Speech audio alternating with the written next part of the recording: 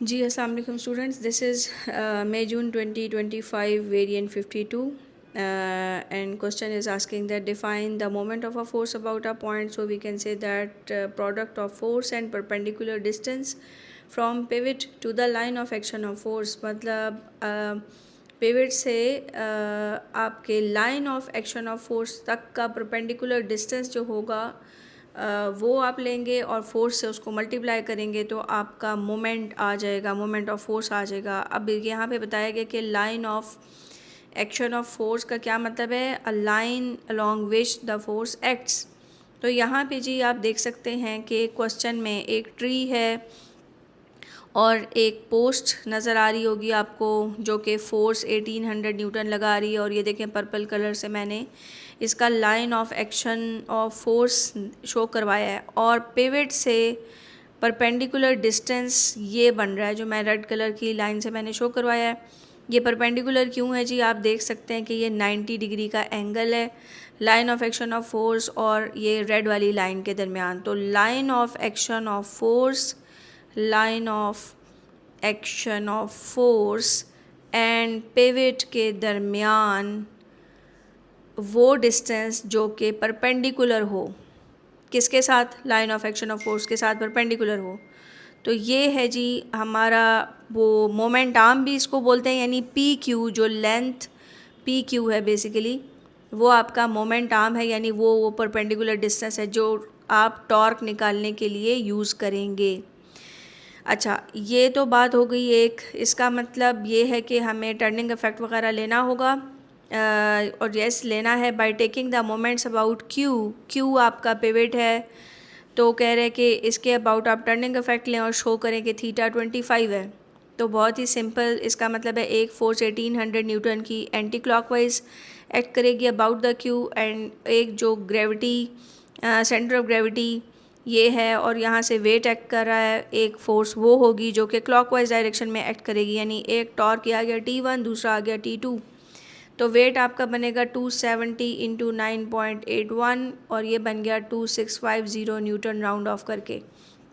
तो आप टॉर्क ले लें दोनों, T1 is equal to T2, wait की वजह से जो टॉर्क आ गया यानी वेट आपकी फ़ोर्स आ गई, और परपेंडिकुलर डिस्टेंस यहाँ पे लिखना है। ले जी, इसके लिए भी आप line of action of force ढूंढें ज़रा। ये आपकी ये लाइन आ गई जिसके लॉन्ग फोर्स एक्ट कर रही है, और पिवट से उसका परपेंडिकुलर डिस्टेंस, ये जी पिवट है और परपेंडिकुलर डिस्टेंस जी ये बन रहा है। ठीक है, कैसे जी परपेंडिकुलर है, आप देख सकते हैं कि 90 डिग्री का एंगल है इसका इस डिस्टेंस का, तो ये आ जाएगा 1.2, आप देख सकते हैं क्वेश्चन में। दूसरी तरफ जो फोर्स है वो 1800 न्यूटन है, और उसके लिए जो परपेंडिकुलर डिस्टेंस की वैल्यू है वो length of line P Q है। ठीक है, तो आए जी length of line P Q निकालते हैं पहले जी। तो लाइन पी क्यू की लेंथ मालूम करने के लिए हमें कंसिडर करनी पड़ेगी ये ट्रायंगल, आपको नज़र आ रही होगी, मैं इसको शेड करके दिखा देती हूँ जी। ये ट्रायंगल है जो मुझे चाहिए, क्योंकि इसका जो हाइपोटेन्यूज है वो लाइन पी क्यू की लेंथ से रिप्रेजेंट हो रहा है, और इसकी जो बेस है इस ट्रायंगल की वो 1.6 मीटर से रिप्रेजेंट हो रही है। अब इसका जो ये वाला एंगल थीटा है वो और ये एंगल थीटा सेम होगी, भला कैसे, हमें कैसे पता चला। आपको याद होगा कि हम बहुत दफ़ा फ़िज़िक्स में पढ़ते हैं कि एक प्लैंक है, उसके ऊपर एक ब्लॉक है और उसका जो वेट है वो वर्टिकली डाउनवर्ड एक्ट कर रहा है, और आप उसको डिकम्पोज करते हैं। तो अगर प्लैंक ग्राउंड के साथ एंगल थीटा बना रहा है, तो जब आप डिकम्पोज करेंगे इस तरह से करके स्लोप के ऊपर परपेंडिकुलर ड्रॉप करेंगे, तो ये वाला एंगल थीटा और ये एंगल थीटा सेम होंगे बाय ज्योमेट्री। तो फिर आपको याद होगा कि हम W cos थीटा ऐसे बेस वाला कंपोनेंट आ जाता था और परपेंडिकुलर कंपोनेंट आ जाता था W sin थीटा, जो कि अलोंग द स्लोप एक्ट करता है। और हम लोगों को याद है कि इसी की वजह से या तो ब्लॉक एक्सेलरेट करेगा या कांस्टेंट स्पीड से मूव करेगा। तो ये वाला जो याद करवाने का मकसद सिर्फ इतना है कि आपको याद हो कि तब भी हम ज्योमेट्री के थ्रू ये वाला एंगल और ये वाला एंगल जो था वो सेम प्रूफ कर चुके हुए हैं। तो यहाँ पर भी वही हिसाब किताब है कि ये जो एक्सटर्नल एंगल है थीटा और ये वाला एंगल थीटा इस ट्राइंगल का सेम होगा। तो इसका मतलब ये हुआ कि आप इस पे वो कॉस थीटा वाला फार्मूला लगा सकते हैं, रेशो लगा सकते हैं। तो वो आ जाएगी बेस ओवर हाइपोटेन्यूज, यानी ये जो लाइन पी क्यू है उसकी लेंथ नीचे डिवाइड होगी हाइपोटेन्यूज की जगह पे, जिसको आप परपेंडिकुलर डिस्टेंस डी कह रहे हैं। और perpendicular distance D 1.6 over cos of theta आ जाएगा, और ये आप वैल्यू यहाँ पे पुट कर देंगे, ठीक है जी। तो ये आ जाएगा 1800 multiply by 1.6 over cos of theta, और बाकी चीज़ें एज इट इज़। और बस आप फिर कॉज थीटा को सब्जेक्ट बनाएंगे, फिर आप थीटा फाइंड आउट करेंगे, कॉज इनवर्स ऑफ जो भी वैल्यू आपकी आ रही हुई वो करके, तो आपका एंगल आ जाएगा 25 डिग्री। इसके बाद जो इसका क्वेश्चन है जी पार्ट 2, ये बहुत ही मज़े का है, और इसमें कह रहे हैं कि on the figure draw a labelled scale vector triangle.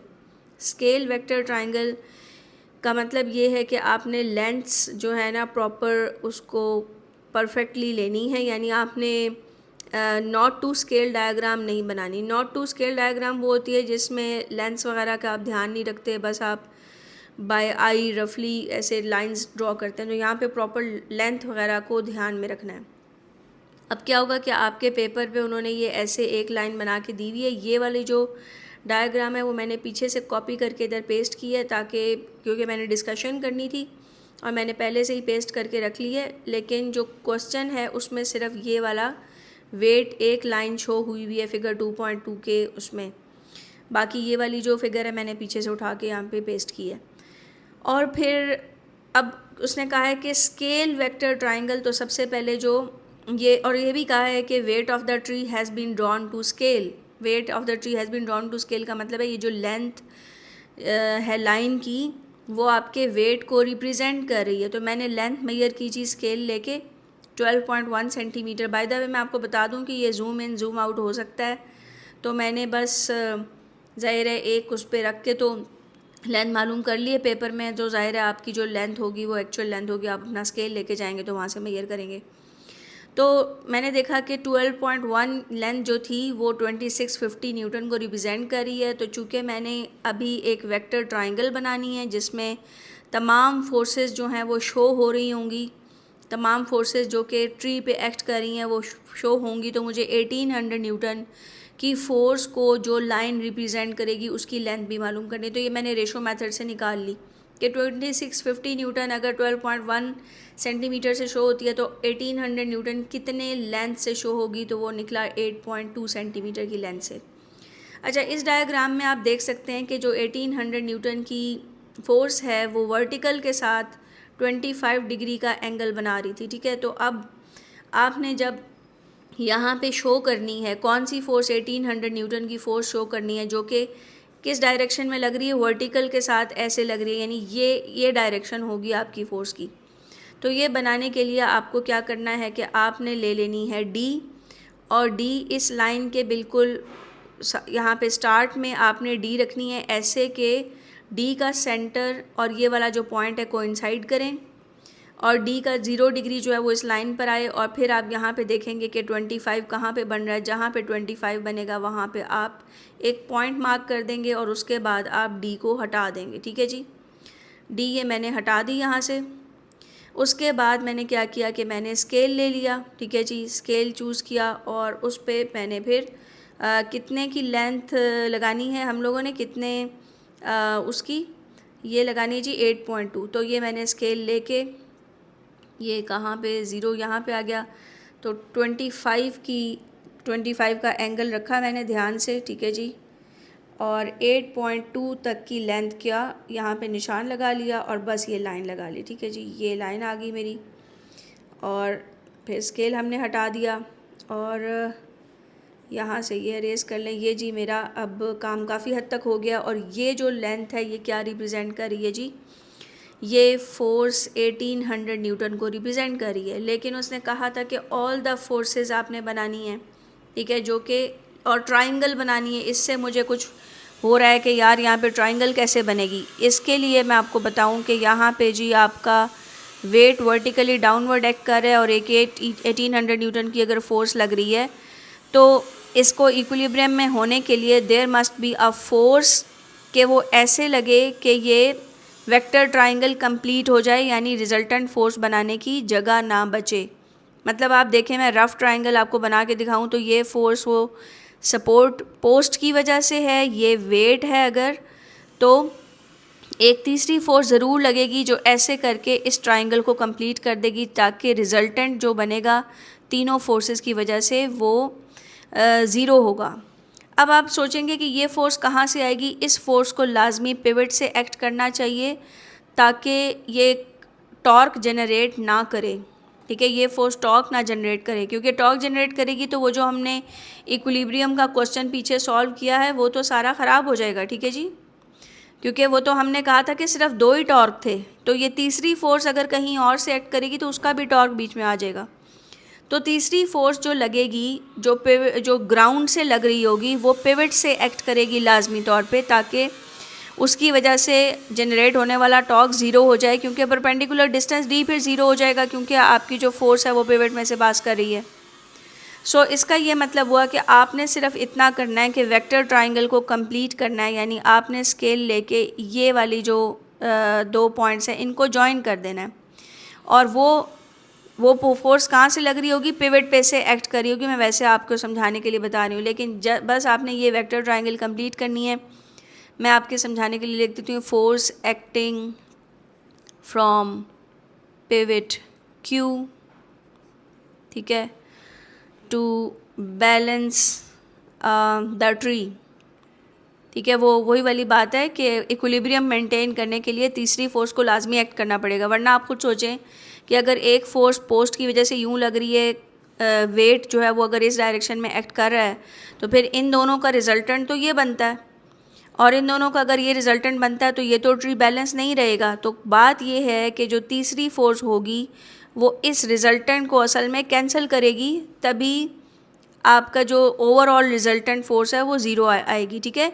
यानी इन दोनों के रिजल्टेंट को बैलेंस करने वाली तीसरी फोर्स होगी, जिसकी वजह से आपका ट्री इक्विलिब्रियम में होगा। तो आप 2 वे में बात कर सकते हैं, या तो आप ये कह लें कि दोनों फोर्सेस के रिजल्टेंट के ऑपोजिट आपकी तीसरी फोर्स लगनी चाहिए, ठीक है, यूँ कह सकते हैं, या फिर आप ये कहें कि जो तीसरी फोर्स है वो इस डायरेक्शन में लगेगी कि हेड टू टेल रूल से you are having no space for drawing the resultant force, यानी अ टेल ऑफ फर्स्ट के साथ हेड ऑफ लास्ट जॉइन हो जाएगा जाके, तो रिजल्टेंट बनाने की जगह नहीं बचेगी, इसलिए आपकी रिजल्टेंट फोर्स ज़ीरो होगी और आपका ट्री इक्विलिब्रियम में होगा। दूसरी इंपॉर्टेंट बात ये कि वो लाजमी पिवट क्यू से एक्ट करेगी तीसरी फोर्स, ताकि रोटेशनल इक्विलिब्रियम जनरेट ना हो, टॉर्क जनरेट ना हो।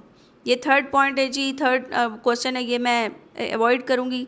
बहरहाल आपको बता देती हूँ कि फोर्स ओवर एरिया का फार्मूला लगना है, और फोर्स जो है वो पोस्ट की वजह से लग रही है, उसका प्रेशर भी इन्होंने बता दिया। प्रेशर पुट करेंगे, फोर्स की वैल्यू लगाएंगे 1800 न्यूटन, तो आपका एरिया आ जाएगा। So this is the end of this question.